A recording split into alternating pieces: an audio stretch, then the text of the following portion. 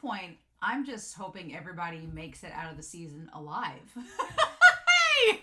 It's Romania Black, and yeah, I have no clue. I don't know what to expect from this season of Bungo Stray Dogs anymore. I went into the season with all of these expectations and everything being like, oh, well, we're going to have Okutagawa and Atsushi versus Fukuchi, and we've gotten that. But that was like in episode 2, 2 of 11. And now I'm like, well, what else can we do? We technically are at the halfway point with this episode, which I am both like, thank God, because it's been insanity and I don't know how much more I can take. And also, wait, no, we can't be halfway through the season yet because we've had no answers. It just has gotten from bad to worse. Have we found out anything about what's going to happen with Nikolai and Sigma? No. Anything with Fyodor and Dazai? No. Anything with Natsumi? No.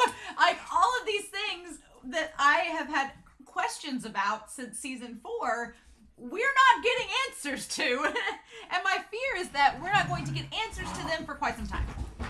And we're not going to get answers to them until whenever next season is. And it may be a while. I feel like we got really spoiled getting this season being as long as it is with 4 and 5 back to back. And now if we get season 6, they're going to be like, it's going to be a little bit. And I'm like, but why? So yeah, I don't know. I do have a lot of really good comments though to talk about before we start this episode because y'all have been amazing. But I'm like, I have no clue how we're defeating Fukuchi. I was thinking about it the other day. I was like, okay. And I'm always hesitant to read. I was telling everybody in the Discord that I'm very hesitant to read theories because of 2 reasons. One, if you're a manga reader and you're positing a theory, you are being influenced by the manga. So you know what happens and your theory is influenced by that. It's subconscious, it's psychological. There have been theories posted about this. And the other thing is, even when you say, because I've had some people be like, oh, I'm a manga reader, but I'm looking at it through the mindset of an anime only. I'm like, that's psychologically not possible. You were influenced by your decisions. And even if you're trying to deceive me, it's still, and then on the flip side of that, even if you say that you're lying, I'm like, well, but if you're a manga reader and you're positing a theory, but you know you're not trying to spoil me, then what you're telling me is irrelevant because it means it doesn't even happen. So it's either, I just don't read theories. I just can't. Especially for a series like this, I'm like, no, I just can't risk it. It's just, you have to be so incredibly on top of your game to do it right. And I'm like, I couldn't do it right. So I'm like, nah, I'm just not reading theories. But I was positing that the other day I was thinking about it and I'm like, really, how do we stop Fukuchi? Honestly. I mean, Dazai was thrown out as a possibility. Poe's novel? At this point, Poe's novel is like the only thing we could do, right? But then does he use the time-traveling sword to just go back before Poe got him? Can the time-traveling sword go through time and space? And through dimensions? I don't know. Poe's novel would be a way to do it. Or we break the sword. Or we destroy the sword. But how do we destroy the sword? That is the big question. And somebody in the Discord was talking about like they were worried that the mangaka was going to write themselves into a corner and somebody was comparing it to Naruto, which I know Naruto vaguely, but I do remember that one of the big bads in Naruto was very, very OP, and the way they defeat them is kind of, it very much reads like they got written into a corner. It's fine, but it very much reads like that. And so I'm like, I wonder how they're going to do it. So I don't know. We'll see. And if you know what I'm talking about Naruto, then you may agree or disagree. My brother agreed, but I was like, he has opinions about that show. My opinions of Naruto are not much.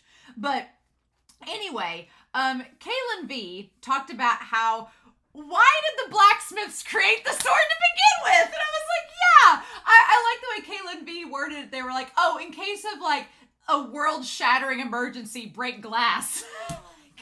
But yeah, why would you create a sword like this to begin with? Why? It very much read like Jeff Goldblum in Jurassic Park, where he's like, they never stopped to think, they just focused on if they could or not. They never stopped to think if they should. It's like, that's exactly what it reads like. It's like, Jurassic Park has taught us many life lessons, and that's don't create something just because you can, right?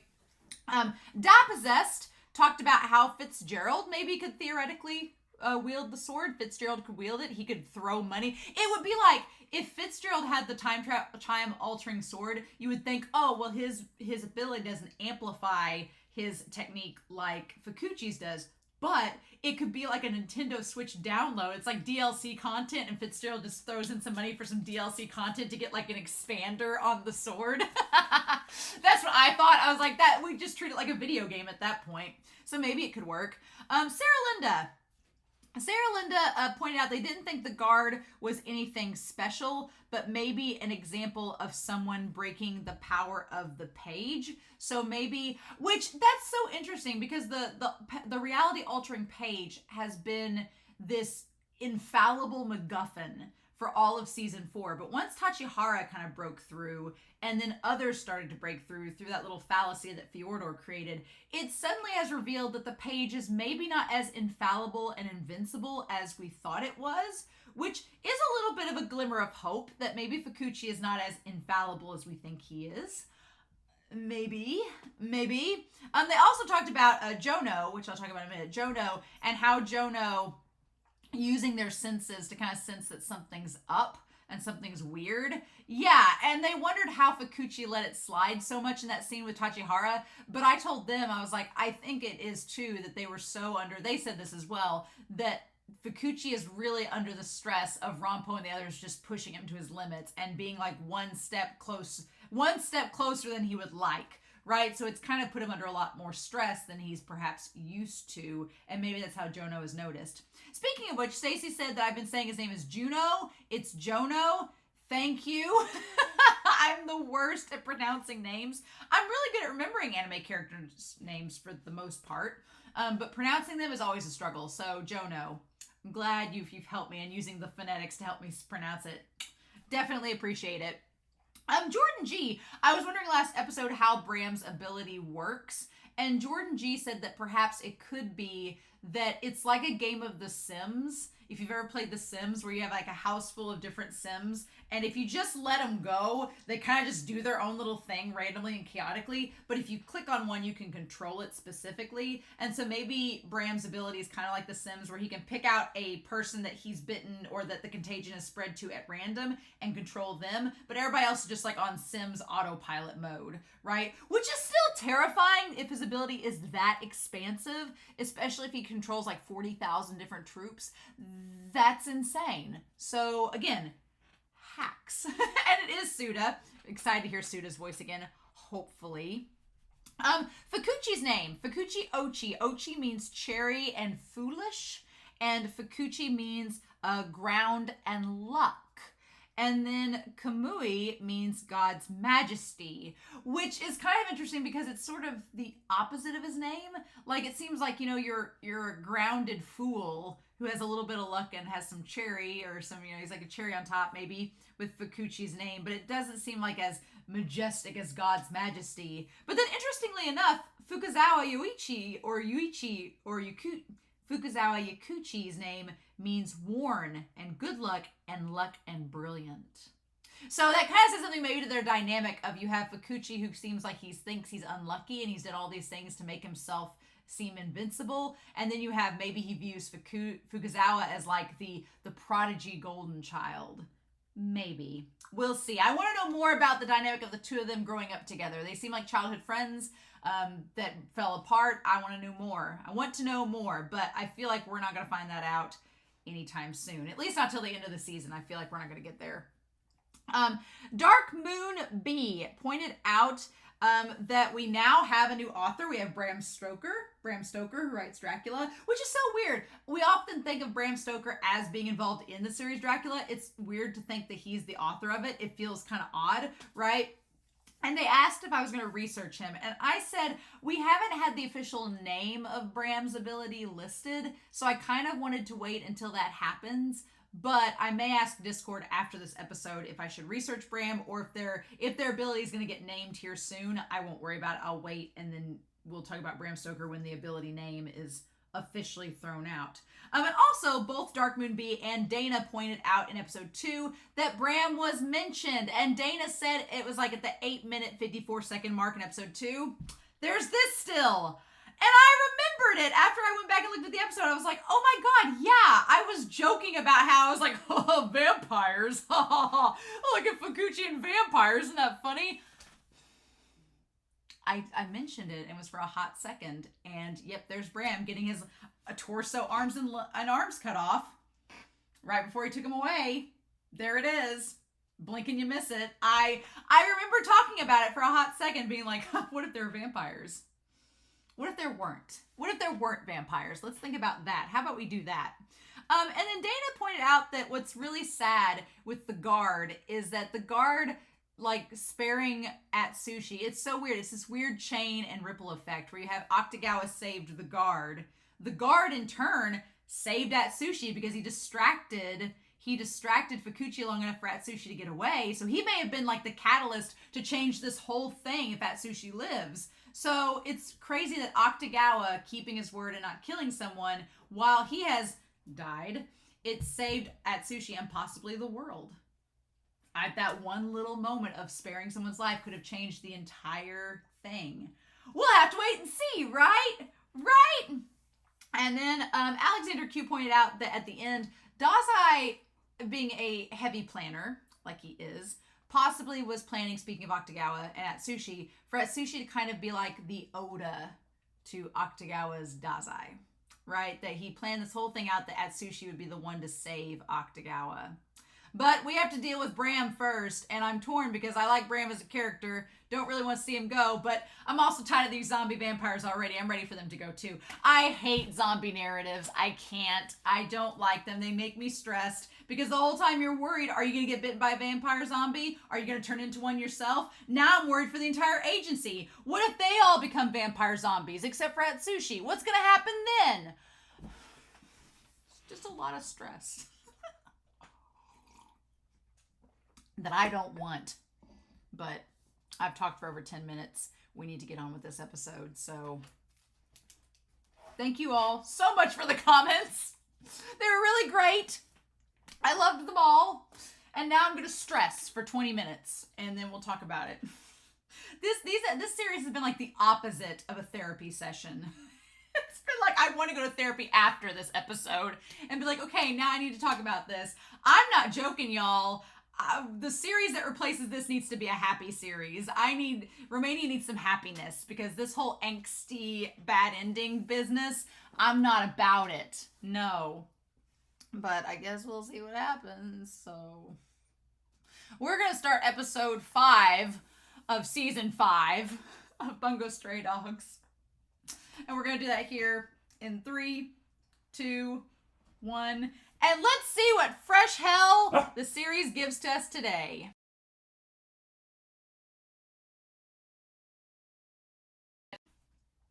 At this point, I just want somebody to come in, get rid of Bram and Fukuchi, and don't monologue about it. No,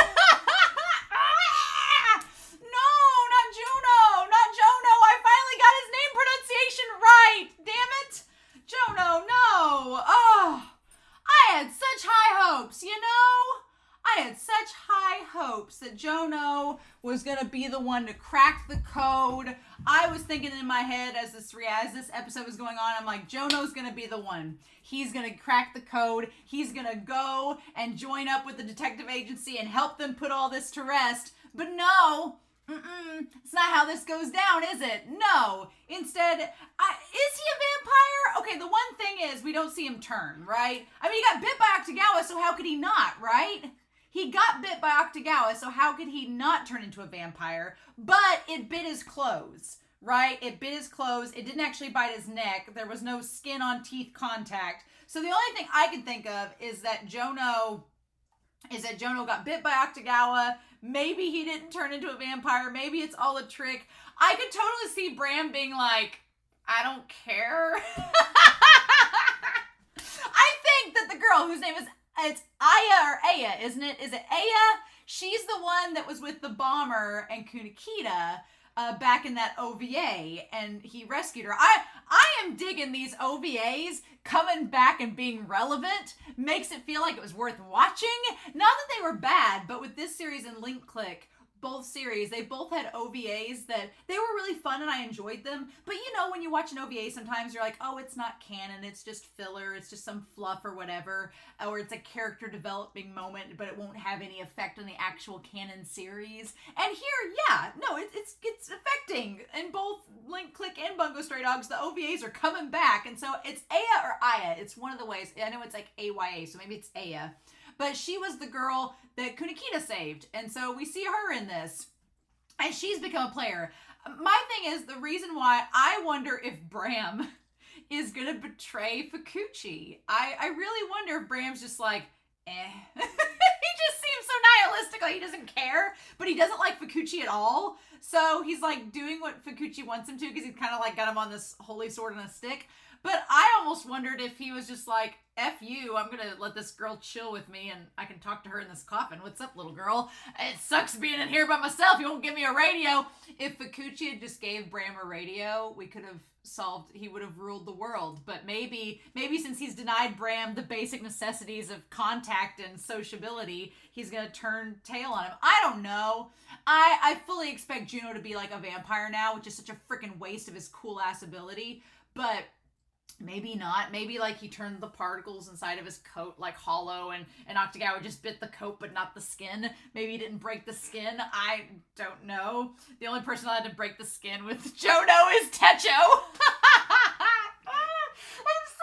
I'm sorry. We're going to talk about that. I was like, when that moment happened, I was like, well, there's no time for me to make a comment about it now in the reaction because there's just no time. Bungo Stray Dogs is just like, it's run and gun. We have so much to get through. There is no time. But before we dive in the episode and talk about it any further, I do want to point out that we finally got to see Jono's ability, yay raw, and it is Priceless Tears. And so I went to find out the derivation from his ability. And it says Priceless Tears is a kabuki play by Sagiku Jono.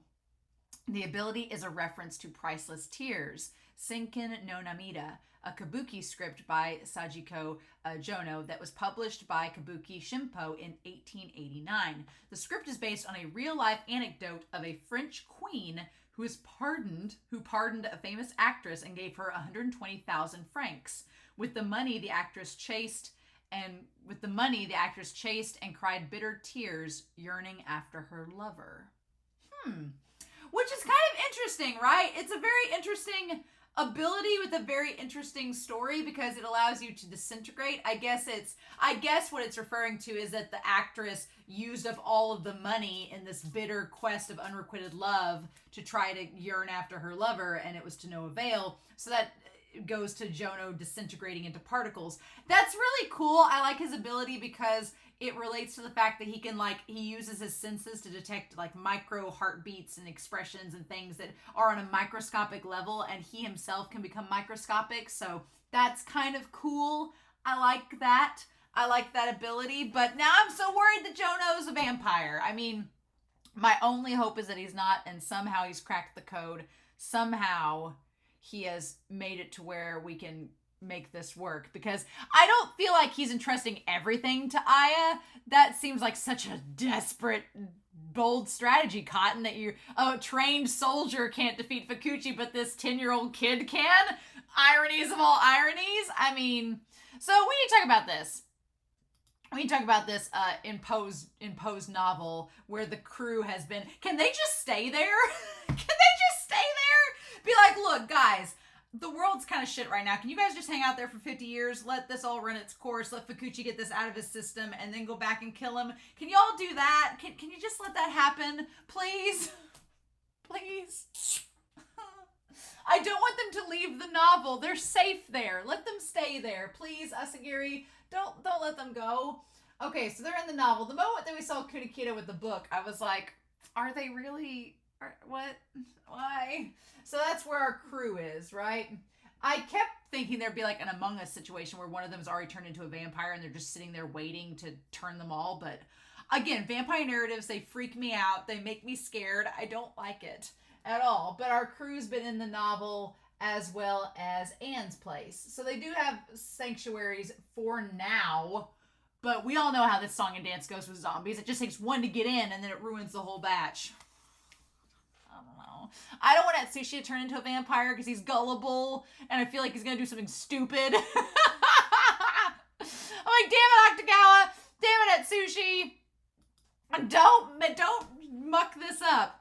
It's interesting because there are no computers here. There's like a few laptops, so I guess there are some computers there.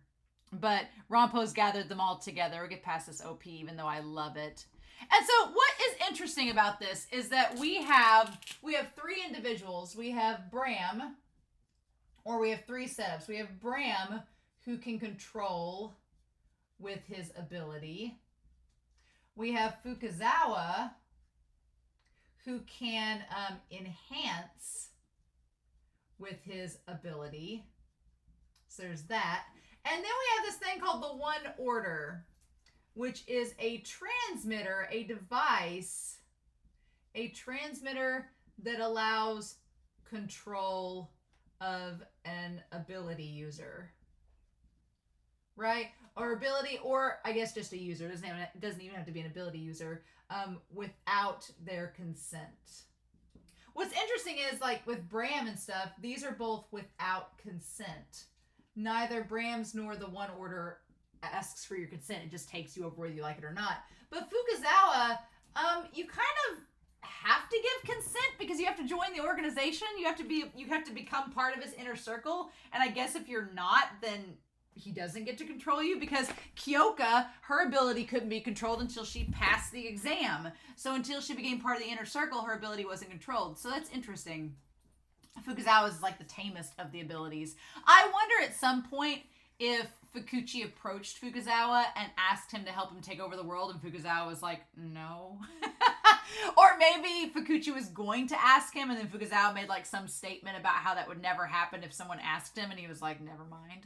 I don't know. Again, I want to see Fukuzawa and Fukuchi backstory. I also want to see Mori versus Fukuchi, but I don't want to see it because anybody that faces Fukuchi at this point gets turned into a vampire. So no, hacks. Villains like Fukuchi, he was all layered and complex and interesting, and then he got this stupid time traveling sword, and now he's just hacks and OP, and I hate it. It's no fun. It's no fun. They're up against like the oddest of odds. Now, they said, Rampo says this would be the final mission of the detective agency, and honestly, I mean, we're about caught up to where the manga is now. I don't want to know because I'm going to be reading the manga after this season, and I'm going to be reading it up until the end of it. So I don't want to know, but don't confirm or deconfirm my theory. But for me, what I'm thinking is, and you guys can all snicker and, spoiler tag and spoiler box in the Discord. But my theory is like, this is the final arc. It has to be. You can't get past Fukuchi. Fukuchi's as hacks and OP a villain as you can possibly get. So there's no way they could battle something more dangerous than this. So yeah, if you told me this was the final arc, I would totally believe you. Like, you can't top this. There's no way. So it's so scary though, because the vampire contagions, everybody's been infected and are mind controlled by Bram. And they're already like under his control. And the reason they're quiet is because Bram's like, I don't want to control him right now. I mean, I could, but that takes up a lot of like effort. I just want to sit here and chill in my coffin. I don't want to do this. I'm just doing it because he's making me anyway. And I'm with Tanizaki. When Tanizaki's like, what are these vampires? Him and Atsushi look terrified. And I'm with both of you. Stay away. My fear is that like Yasano and all them will get turned into vampires. And then what? We need Yasano to help heal people. And then, and Atsushi is, bless his heart, he's a cinnamon bun, but he makes mistakes. He makes mistakes. And I'm afraid he's going to just mess up this whole thing somehow. The moment they were like, oh, Atsushi, you lead the way. I'm like, no, I know Atsushi's our main character and he needs to learn, but maybe sit this one out. You've goofed up enough, Atsushi. You really have. I don't want him to mess something up, right? Those who are bitten can further spread the contagion. Yeah, it's like, it really sucks. Poor Bram, though, too, right? Poor Bram. He can't make out with anybody. He can't get... No wonder he's so bitter, right? Which really, we don't really know the whole deal with Bram anyway. He's one of the 10 tragedies that destroyed mankind, apparently. Fun times. Don't really want to know what the other 9 are. Don't want to know that if he's bad enough. And so he's defeated by the hero, Fukuchi Oichi, who imprisoned him with a holy sword. Yeah, I like that Fukuzawa calls him the hero, Fukuchi. But we know how that song and dance actually goes. Yeah, I'm sure that him defeating Bram was all just a matter of getting this very, very valuable chess piece into his possession so that he could use it. Without a doubt, I think that's exactly what's happened. You cannot convince me otherwise. So yeah, so this part's interesting though too. They bring up the idea, is it Fukuchi's goal to cause chaos around the world? And he's like, no, that won't work. He's like, the tyrant of Europe, the master of gifted warfare, is still waiting. So we have this tyrant of Europe. Okay, I'm assuming maybe that's the guy that we saw in the last episode. The tyrant of Europe, also known as the master of gifted warfare, is waiting.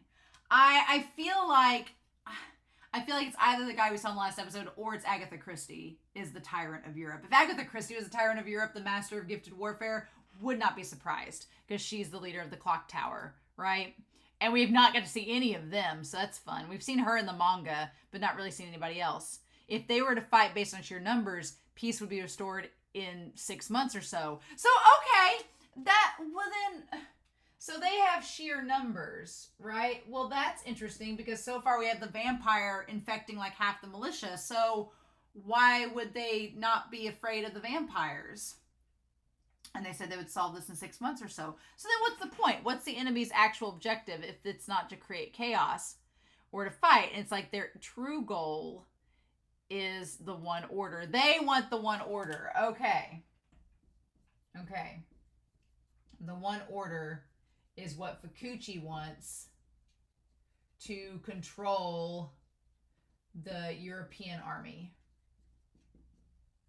He's already got his own army of vampires on one side, so if he gets the clock tower and Europe's army on the other side, then he's won. It's game over. It's a checkmate. It's stalemate. He owns both sides of the conflict, thus there is no conflict, right? And then he can control the narrative however he wants to, right? That's the thing, is that it's like Fukuchi wants to control the world. The whole goal is world domination.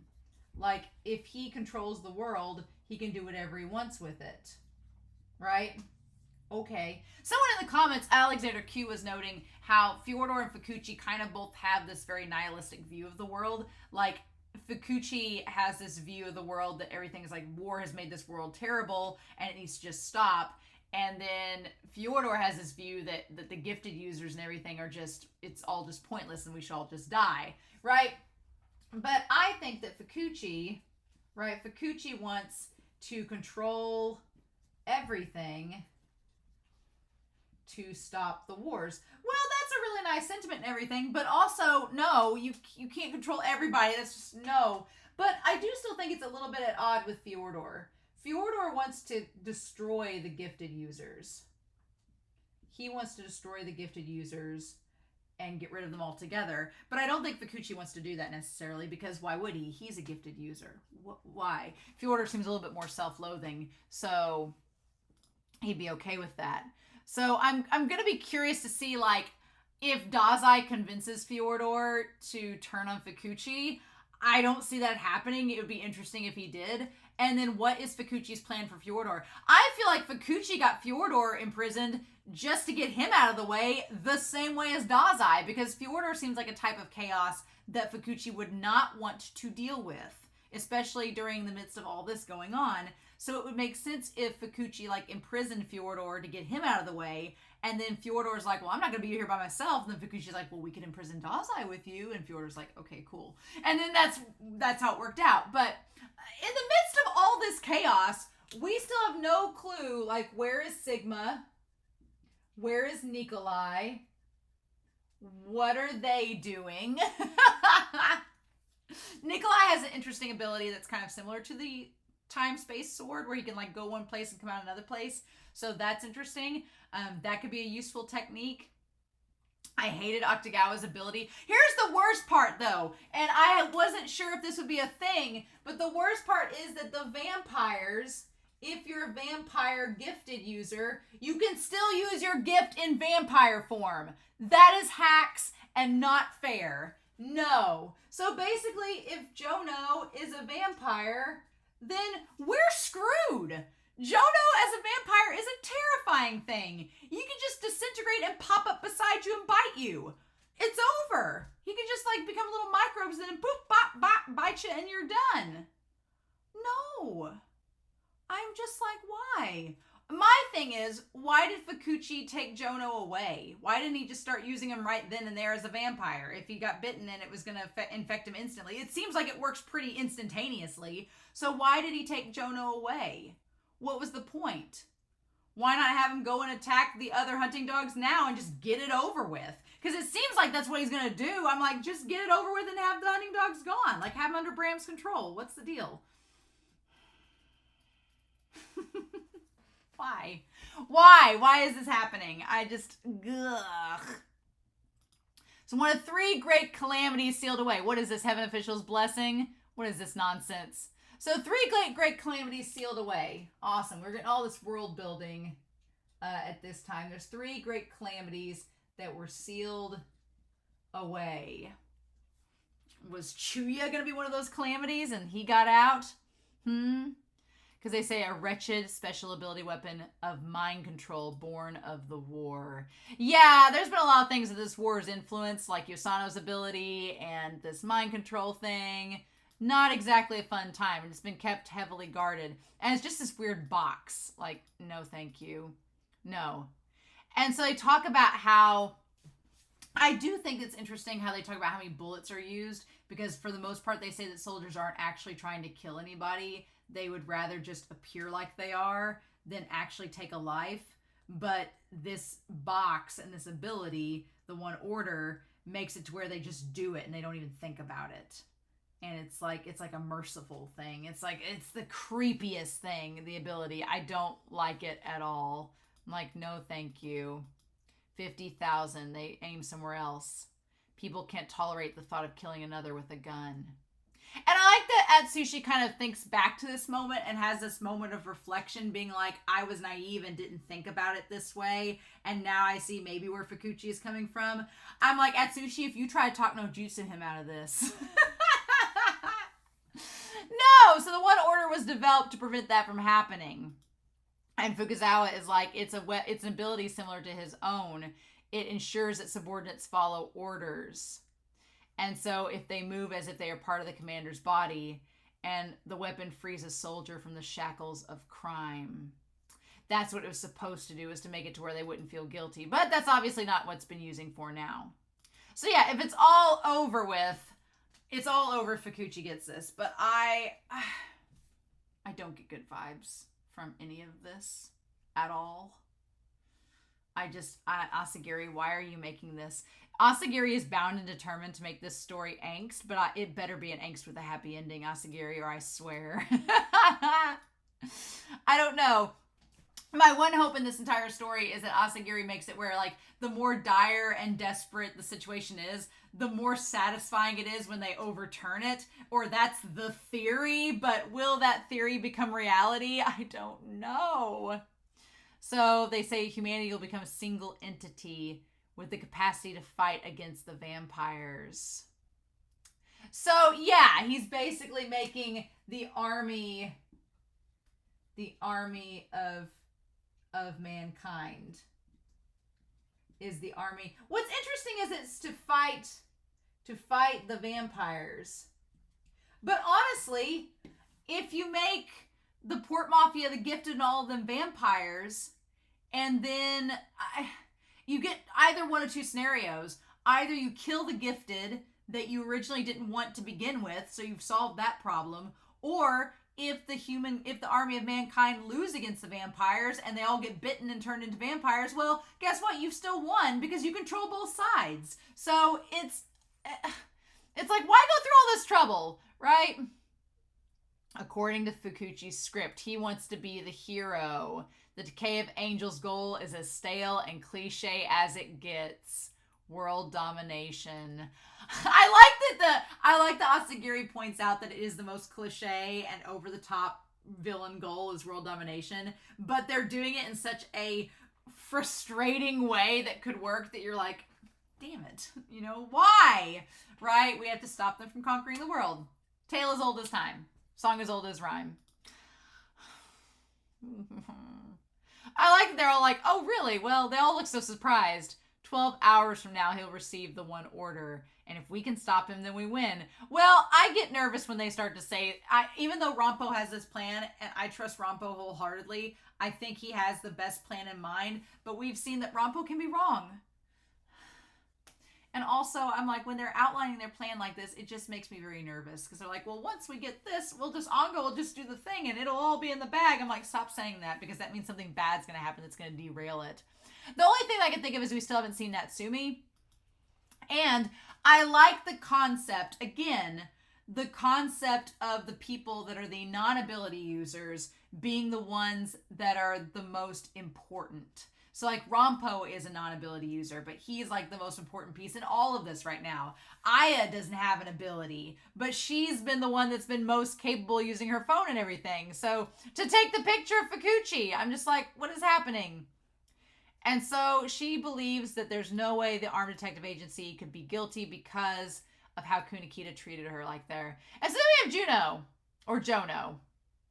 And Jono showing up. What's interesting is Jono is such a tsundere. He seems so heartless and cruel. And yeah, there's a sadistic side to him. Don't get me wrong. Everybody in this series has some crazy to them, right? But Jono is not heartless entirely. He's grown attached to the idea of saving people and the satisfaction that you get from it, right? And he uses that fearful, kind of sadistic side to mask when he does something like give her the note to follow him, right? Because he thought something was up. I just can't believe that Jono would just get bitten and that's it. And that's the end of the story. But if he is, it's going to be so sad. And it's like, well, son of a bitch. Why? But I want to go back and see this where he bumps into her. And then we see the other two. And he questions whether she's related to Kunikita and stuff. She's like, she's not really. She just knows him. That's all. And he's like, you're an associate of the detective agency. She's like, I am not. And he gets all up in her face and is scary with her, saying, I don't care whether the detective agency is villainous or not. I simply want to hurt people and torment people and hear the sounds of their demise under the rule of law. So, interestingly enough, Jono is from a criminal organization. We don't know which one. It's not the Port Mafia, but could be another one. But he says that he's a hunting dog because it allows him to have free reign to torture people under the guise of justice. Is what he says. So he says. Is he being truthful, or is that little bit of a tsundere in him? But I don't know. What gets me is she's like, how is somebody like you a police officer? And he's like, oh, well, you're a suspect if you're defending the agency. And then that's when Techo pokes him from behind. And I'm sorry, can we just put it out there that Techo is the top and Jono is the bottom? There's a joke that another content creator called Crispy Nuts has said. Yuki Kaji voices Jono. He also voices Eren Yeager from Attack on Titan, Mei Naramiya from Ace of the Diamond, as well as a couple of other characters, Shoto Todoroki from My Hero Academia, and Crispy Nuts had a joke saying, oh, it's Yuki Kaji voicing his most typecast character, a bottom! I was like, but it's true. So I like to imagine that Techo is definitely the top in the relationship, and that's Asagiri making a sexual reference. But who am I to know? Who am I to know? I wasn't at Anime Expo. I couldn't ask him myself. God, what if somebody had asked him? I wish that had been a question that would have came out from a manga reader. Would have been great. But he's like, what does he say there? He says, do it after filing a criminal negotiation. Otherwise, it isn't justice if you don't. Techo is very much plays by the rules, right? Which is why I worry about the most, because he seems very principled and by the book. I feel like he'd be one of the first to go by the vampires because he doesn't want to be dirty and break the rules like Jono is. seemingly capable of. And then the one girl, she's so infatuated with the captain, she'll be easy to pick off too and turn into a vampire because she'll be like, Captain, like that. So Jonah was the one I had hopes for, that he'd be the one. Tacho is too principled, she's too into Fukuchi, so Jonah was the one I had hopes for would be the one to resist. And now I'm like, well, damn it, he's gonna become a freaking vampire. And so then Fukuchi shows up, right? And sees that in her phone, she's just looking at the floor guide. She's not looking at anything nefarious. And of course, he comes up there, as the hero, and he's like, I'm here to protect your smiles. And the thing about it is, other series I'm watching have very similar antagonists where the road to hell is paved with good intentions. And they have good thoughts in mind, but they're just, the way that they're executing them are horrible. So it's like they get blindsided and don't realize the bad that they're doing until they get too deep into it and they realize, well, I can't stop now. I'm already on my way. So I'm like, if this girl if Aya is the reason that Fukuchi goes down, it will be the ultimate irony that this little 12-year-old girl took down this monster and she doesn't even have an ability. I mean, I think that'd be pretty hilarious. So they act about what they think of the detective's tactics, and they're going to take down, they think they're going to come there for the airport to get the one order. And the moment that Fukuchi led Jono into another room, come in here into my creepy closet, I was like, he's going to turn him into a vampire. The moment he's just going to pick them off one by one, all the hunting dogs. And then he shows him Bram. And Bram, I like that Bram's just got the big nails in there on the coffin. I get why the nails are there now. They're to hold him up so that when you prop the coffin up, Bram doesn't fall down to the bottom of the coffin. He's just up there. So I could totally see the girl hiding in the coffin, tweeting the information to the world, and Fukuchi wouldn't realize it's where Bram is because the last place you think you'd hide would be in a coffin with a vampire. But if he doesn't take Bram off of the nails, he can't do anything. So, what? I think she's in the coffin with him, for sure. Now, what I thought was going to happen was that Jono was going to be like, oh yeah, sure, I'm going to join your cause because I know if I don't, I'm going to get turned into a vampire, and I'll totally be down to help you. And then later he would betray, or try to betray Fukuchi. But no, he tries to do it in this enclosed space. And I'm like, why would you try to do that, Jono? What's the deal? The moment Atsushi lifted his head out the door to look around, I was like, go back in. Leave. Do not come back out, Atsushi. Don't you dare do it. Get out of here, sweet boy. You don't need to be involved in this. Not now. And they're all just waiting to intercept and destroy the one order before Fukuchi gets to it. I'm sorry, but yeah. The thing about it is that Rampo says, even if we lose the one order, their plan is delayed for only 2 weeks. That's not a lot of time. Anyway, but I don't know. If Asagiri, I have a feeling Asagiri is going to make this the most tense and doom and gloom scenario possible. And I'm like, well, then how are we getting out of it, sir? How do you think we're going to get out of this? I don't know. But they think they're going to do this and let Ongo help get all the information about Fukuchi out. I don't know. So he says, he gets cutting back to Jono. He says, you're an oddity. You place no trust in the squad and you think of them as a vessel. But I guess so. You're a lost dog. You have what it takes to become a member of the Decay of Angels. And what's so funny is there's so many, the hunting dogs are a gateway to these other organizations. The hunting dogs were a gateway for Tachihara to become a Port Mafia member, and Fukuchi's now using the hunting dogs as a gateway for Jono to join the Decay of Angels. Jono had the white hair. He'd fit right in. He would fit right in. I don't know if he'd be up to Fjordor standards. He might be, but he'd fit right in. He's like, you forced a band of robbers to kill themselves. Now, granted, the thing about it is he forced a band of robbers to kill themselves. Yeah, it was sadistic and cruel, but it was a bunch of guys harming others. So if you told me he forced a bunch of construction workers to kill themselves or something like that, I'd find that a little bit more creepy than him doing something related to justice, but with this kind of sadistic twist to it. And then they try to stab him, and it's he can turn into the particles. It's a really cool effect. I think the animation on Jono's disintegration was really, really cool. I liked it. I liked the effect. It was really well animated. And so they're like, there's a far easier target to destroy than the one order, and that's Bram. My thing is, how is it easier? Bram is immortal. How are you killing him? What? No. How do you do that? What are you doing that? How can you kill Bram? He's immortal. You're going to take the holy sword and slice him in half? I guess that's how you could kill him, but why would that make a difference? I guess if you slice his brain, he won't die. Maybe. I don't know. That part's interesting. Like, how would you stop Bram? Yeah, unlike the one order, Bram won't be escorted by the hunting dogs. If we're preventing the transfer of the one order, then we'll make it our true objective to eliminate Bram. So I want to go back and read that again.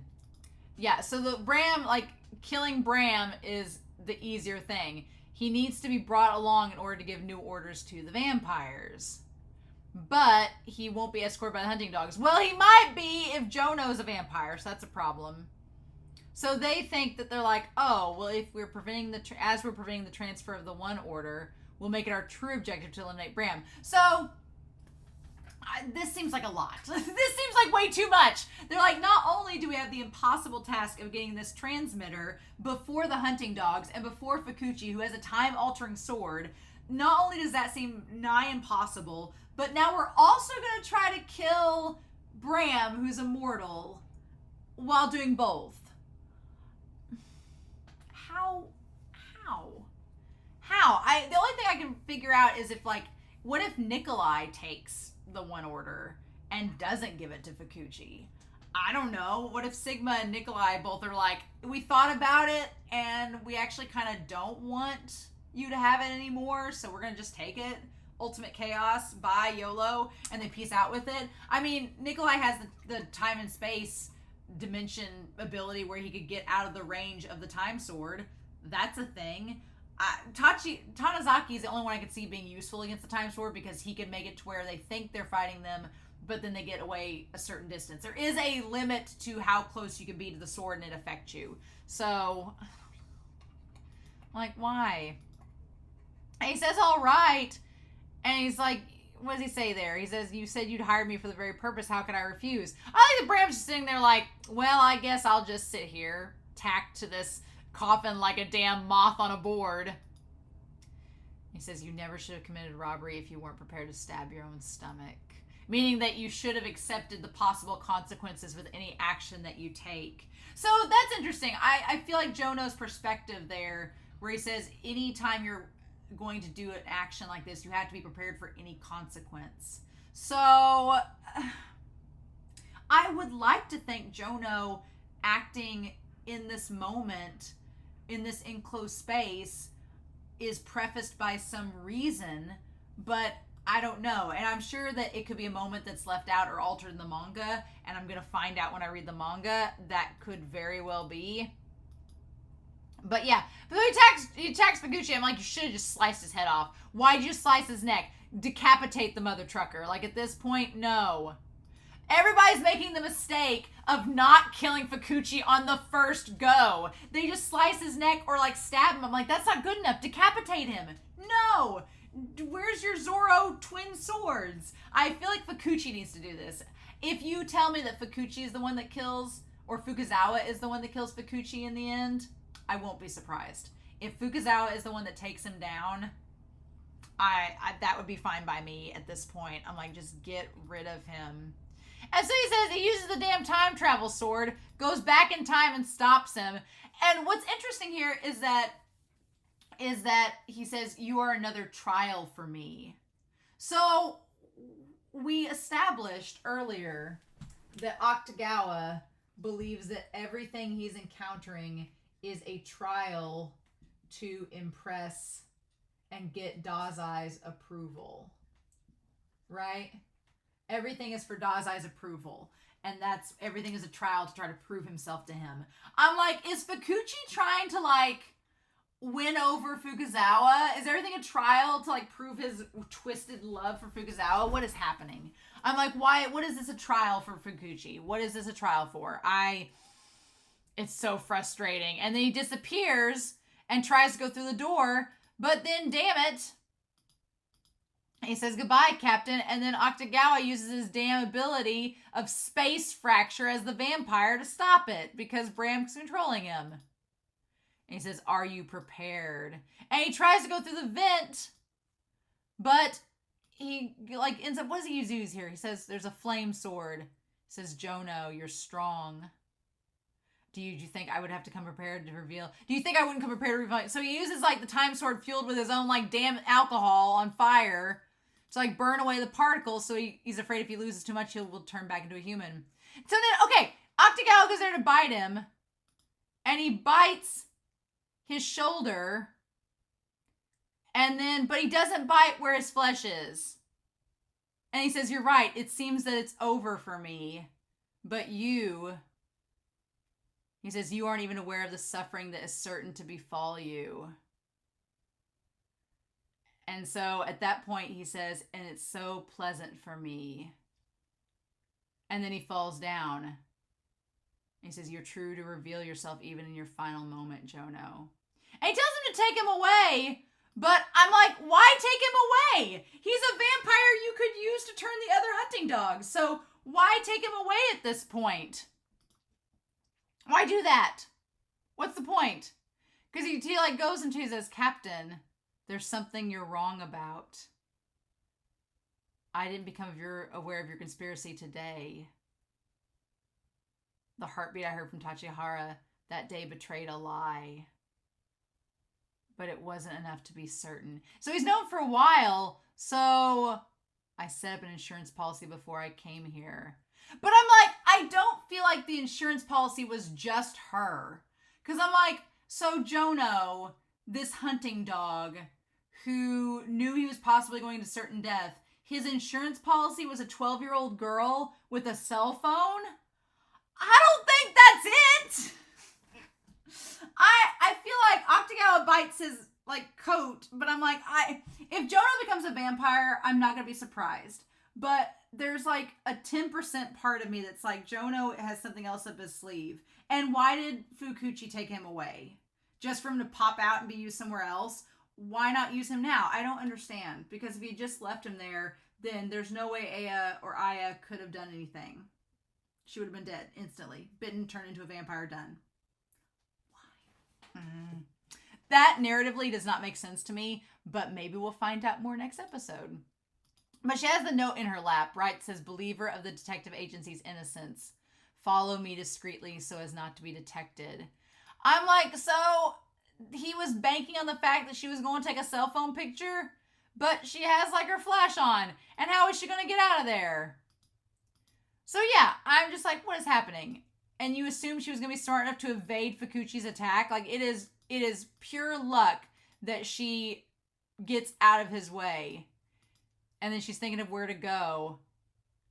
And then as she's praying, she says, wait, I think I could hide there. I'm guessing in the coffin, because where else? The one place he wouldn't look, hiding in plain sight. What do we do? Then we have this ED with the flowers that are like those with Fyodor from the OP. And I'm just like, how dare you give me these beautiful flowers and this imagery with all of this evilness. How dare you give me hot Octagawa and then expect me to deal with that? I don't know. I don't want Jono to be a vampire because it seems too much OP-ness on their side. But I don't know at this point how Jono can resist Octagawa unless he can make his particles to where he can't bite him directly. I don't know.